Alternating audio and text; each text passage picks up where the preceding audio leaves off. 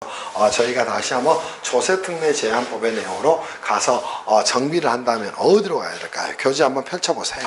자, 어디로 가셔야 되냐면 여러분이 이제 자, 어디 총칙하고요. 또 그 다음에 687페이지로 가서 여러분이 정비를 하셔야 돼. 무슨 말씀인지 아시겠어요? 그리고 항상 조세특례 제한법은 이렇게 공부하셔야 됩니다.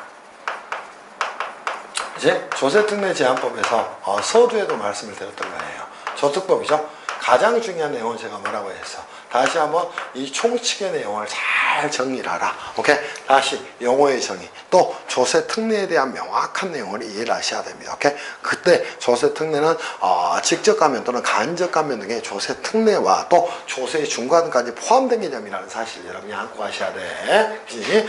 그렇게 여러분이 꼭 정리를 하고 가셔야 됩니다. 두 번째 장에 갔더니 뭐가 나왔나요? 직접 국세에 대한 특례가 나왔습니다.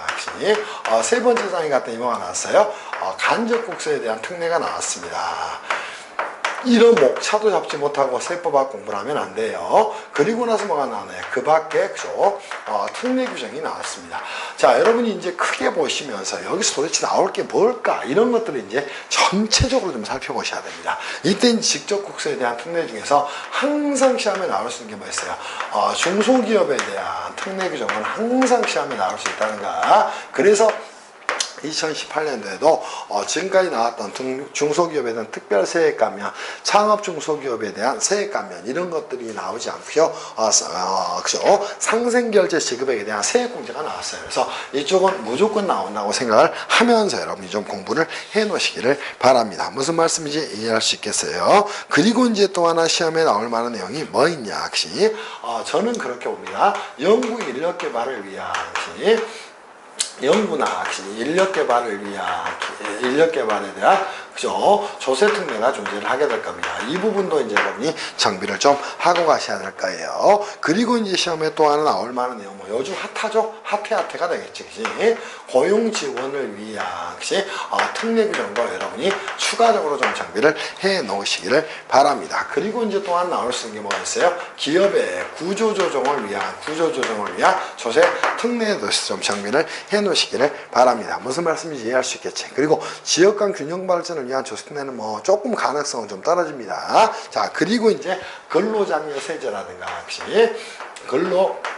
장려 세제라든가 또 자녀 장려 세제에 대해서 여러분들이 꼭 정비를 좀 해놓으시기를 바랍니다. 무슨 말씀인지 이해할 수 있겠지. 자, 여기까지가 이제 여러분이 정리를 좀 해야 되고요. 추가적으로 마지막 하나 정리한다면 동업기업에 대한 과세 특례까지도 여러분이 정비를 해놓으셔야 될 것이야. 그래서 과세 특례에 대해서 정리를 해놓으셔야 돼요. 그래서 여러분이 보시더라도 시험은 거의 어디하고 총칙하고 직접 국세에 대한 특례에서 거의 출제가 됩니다. 왜냐하면 부가세 특례는 거의 없어요. 거의. 오케이? 또 개별 소비세 특례도 거의 없어. 그래서 총칙하고 직접 국세에 대한 특례 중에 지금까지 나왔던 주제들, 기출문제들 이런 것들을 보면서 전체적으로 여러분이 정리하셔야 돼. 그러면 멀리서 보잖아요. 위에서 내다 보면 이쪽에 출제될 것들이 어떤 것인가 거의 보이게 됩니다. 보이게 됩니다. 그래서 이렇게 공부를 해 나가셔야 됩니다. 다시 말씀을 드립니다. 요 하고 수업을 마칠 거예요. 자, 여러분이 세법학 공부를 하신다 또는 세법 공부를 하신다. 지금 회계학원에서 수업하고 있는 많은 강사들이 과연 세법을 알고 가르치느냐 또는 세법을 위에서 내려다볼 수 있냐, 거기에 대해서는 저는 좀 부정적입니다. 세법은 당연히 뭐 회계사나 세무사가 돼야 됩니다. 그리고 법학을 최소한 10년 정도 해야지 세법을 볼 수 있습니다. 그래서 제가 고집을 부렸죠. 회계학원에 2009년도에 나오면서 세법을 했으면 아마 엄청난 부를 축적을 했을 거예요. 근데 안 했어요. 이유는 민상법을 모르고 또 행정법에 대한 기본적 내용을 모르고 세법을 할 수는 없습니다. 그걸 하고 나면 세법이 너무너무 쉬워집니다. 왜냐하면 사실 상법의 주식과 주주에 가게 되면 그 논리가 훨씬 더 어려워요. 세법은 뭐예요? 자, 총칙, 또 과세요건, 또 납세 절차에 대한 내용이 중심입니다.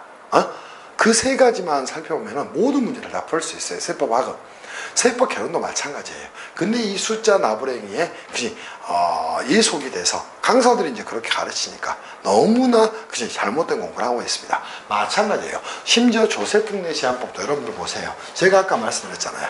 자, 문제에서 물어보는 건 뭐예요? 첫 번째는 제도의 취지입니다. 그지? 두 번째는 뭐예요? 적용 대상입니다. 그죠? 세 번째는 뭐가 나옵니까? 그지? 적용 요건이 나옵니다. 자, 이게 이제 최근의 트렌드입니다. 그리고 이제 하나를 더 물어보겠다 그러면 사후 관리에 대한 문제가 나옵니다. 이러면 몇 점 배점이 돼요? 10점 배점이 됩니다. 10점 배점이 되면 더 이상 이제 문제를 그지 여러분 낼 수가 없어요. 그래서 무조건적으로 조세특례 제한법은 이렇게 공부를 한다. 이런 생각으로 여러분이 공부하셔야 돼. 그때 제도의 취지를 외웁니다. 조세특례 제한법의 규정이 몇 개인데 제도의 취지를 외울 수가 있겠어요. 그래서 제목 따고 목차 따고 여러분이 공부를 하시는 거예요. 그 말씀 꼭 들으시고요.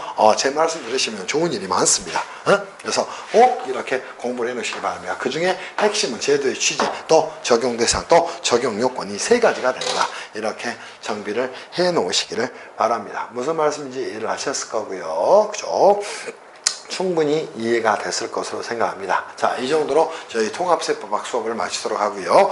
많은 학생들이 이제 실전세법학 연습에 대한 기대를 많이 하고 있는 것 같아요. 제가 올해 실전세법학 연습을 새로 안 쓰려고 했어요. 이유는 모의고사반을 운영을 해볼까 했었어요. 근데 그렇지 않고요. 그냥 실전세법학 연습 세 판을 출간하기로 했습니다. 그래서 오늘 아침에 원고를 넘겼고요. 올해 이제 기출문제 해설까지 전부 다 해서 새로운 책으로 여러분한테 선보이게 될 겁니다. 아마 4월 말 또는 5월 초에 출간이 될 거고요. 그때까지는 제가 나머지 수업들을 좀 하면서 진행을 하다가요. 수업을 진행하도록 하겠습니다. 수고들 하셨고요. 또 실전세법학 연습에 뵙도록 하겠습니다. 수고하셨습니다.